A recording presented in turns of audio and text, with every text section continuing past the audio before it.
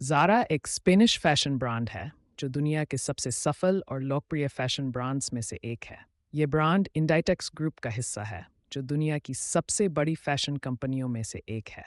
इस case study में हम ज़ारा के इतिहास, उसकी बिजनेस मॉडल, मार्केटिंग स्ट्रेटेजी और सफलताओं पर विस्तार से चर्चा करेंगे। 1. इतिहास और स्थापना। ज़ारा की स्थापना 1974 में अमांसियो ऑर्टेगा और रोजालिया मेरा ने गलीसिया, स्पेन में की थी। इसकी शुरुआत एक छोटे से स्टोर के रूप में हुई थी, जहां ऑर्टेगा ने कम कीमत में ट्रेंडी कपड़े बेचना शुरू किया। उनकी रणनीति सरल थी, फैशन ट्रेंड्स को जल्दी से पहचानना और उन्हें कम समय में उपभोक्ताओं तक पहुंचाना। ऑर्टेगा का उद्देश्य था कि वे ऐसे कपड़े बनाएं जो न केवल फैशनेबल हो, बल्कि आम लोगों की पहुंच में भी हों। 1980 के दशक में ज़ारा ने तेजी से विस्तार किया और यूरोप के अन्य हिस्सों में भी अपने स्टोर्स खोले। Do business model. सफलता का मुख्य आधार उसकी अनूठी बिजनेस मॉडल है, जिसे फास्ट फैशन कहा जाता है। इस मॉडल का मुख्य उद्देश्य उपभोक्ता की मांग को तेजी से पहचानना और उसे कम समय में पूरा करना है। ज़ारा के इस मॉडल के मुख्य तत्व निम्नलिखित हैं। ए. डिज़ाइन और उत्पादन। ज़ारा का डिज़ाइन और उत्पादन प्रक्रिया काफ़ी तेज़ है। अन्य फैशन ब्रांड्स की तुलना में ज़ारा केवल कुछ हफ्तों में एक नया डिज़ाइन तैयार करके उसे बाजार में उतार सकता है।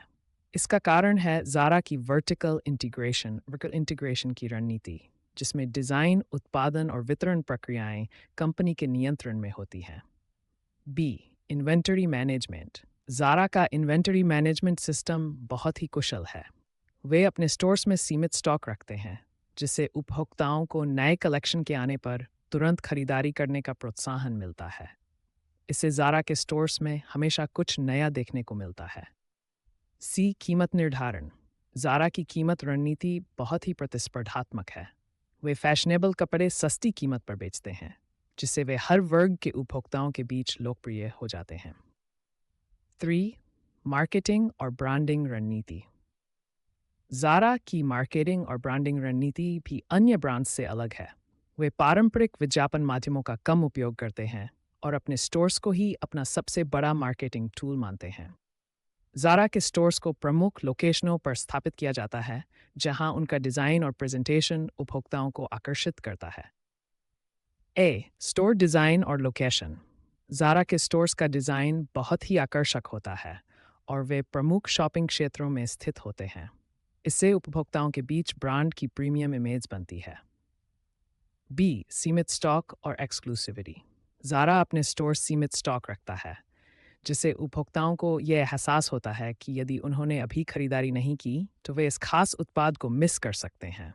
ये रणनीति उपभोक्ताओं को त्वरित निर्णय लेने के लिए प्रेरित करती है। 4. डिजिटलाइजेशन और ई-कॉमर्स। ज़ारा ने समय के साथ अपने बिजनेस मॉडल में डिजिटलाइजेशन को भी शामिल किया है। 2010 के बाद से ज़ारा ने अपनी ऑनलाइन उपस्थिति को मजबूत किया है और ई-कॉमर्स प्लेटफॉर्म पर भी अपने उत्पाद बेचने शुरू कर दिए हैं। ए. ओमनी चैनल रणनीति। ज़ारा की ओमनी चैनल रणनीति में ग्राहकों को ऑनलाइन और ऑफलाइन दोनों माध्यमों से बेहतरीन अनुभव देने पर जोर दिया गया है। ग्राहक ऑनलाइन ऑर्डर कर सकते हैं,